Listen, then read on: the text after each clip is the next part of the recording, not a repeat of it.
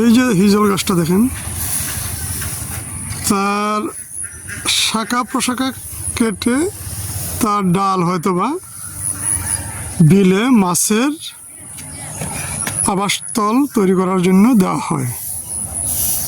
কিন্তু এখন কি হয়েছে, এই গাছটা এমনভাবে কাটছে, কি দিয়ে কাটছে, করাত। অথচ হিজল গাছ এই করাত দিয়ে কাটানো, কুড়াল দিয়ে কাটতে হবে, তার ডালগুলা শুধু কাটার কথা ছিল।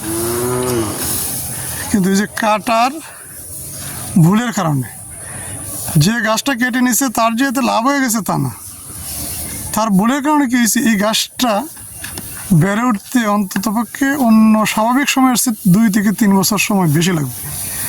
দেখেন তখন তার পাশ থেকে যে শাখাগুলো গজাইতেছে একদম দুর্বল, তার মূল অংশ থেকে তো এইভাবে শাখা গজানোর কথা না, তবুও গজাইতেছে, কাজে হিজল তো মরে না সহজে, দুর্বল। এবং এই দুর্বল গাছের কচি পাতায় এই যে পাতা কেঁকু গাছ পোকা আক্রমণ করছে, তাহলে সে কীভাবে পারবে?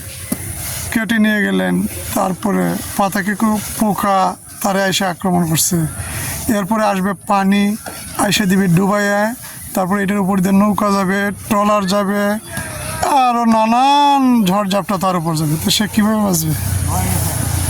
হাওয়ারের এই হিজল করার যদি না বাঁচে, সে হাওয়ারের প্রকৃতি রক্ষা করবে কি? এই হিজল মনে রাখবেন বন্যা প্রতিরোধে তার বিশেষ ভূমিকা। এই হিজল গাছ বর্ষাকালে তার শাখা প্রশাখা কাণ্ডর দ্বারা যে পানি শোষণ করে, প্রায় 20 লিটার 30 লিটার গাছের তার বয়স বা তার আয়তন অনুযায়ী সে প্রতিদিন পানি শোষণ করতে পারে। ফলে লক্ষ লক্ষ কোটি কোটি হিজল গাছ থাকলে পানি শোষণ কী পরিমাণ হয় হাওয়ারের বুঝেন। আবার যখন পানি শুকিয়ে যায়, তার এই যে মূল দ্বারা, এই যে দেখেন তার মূল চতুর্পাশে মাটিকে ধরে রাখে, দেখেন চতুর্পাশে মাটি সরে গেছে, তার মাটিটা সে ধরে রাখছে, মাটির ক্ষয়রোধ রক্ষা করি। এবং হিজল গাছের গোড়ার মাটি একদম রসে ভেজা থাকে, কারণ সে মাটির রসও ধরে রাখে। এই যে এত গুরুত্বপূর্ণ এটা ইকোলজিক্যাল প্রক্রিয়া সম্পন্ন করে হিজল গাছ, তাকে রক্ষা করার দায় কি আমাদের নাই?